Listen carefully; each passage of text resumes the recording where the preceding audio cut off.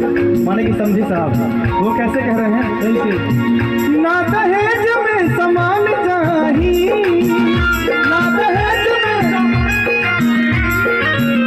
ना ही दूसरा मकान चाही, ना ही दूसरा मकान चाही।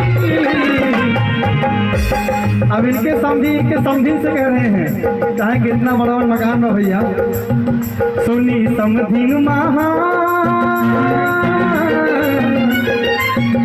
सुनी अगुआ महान बाटे समझिए महान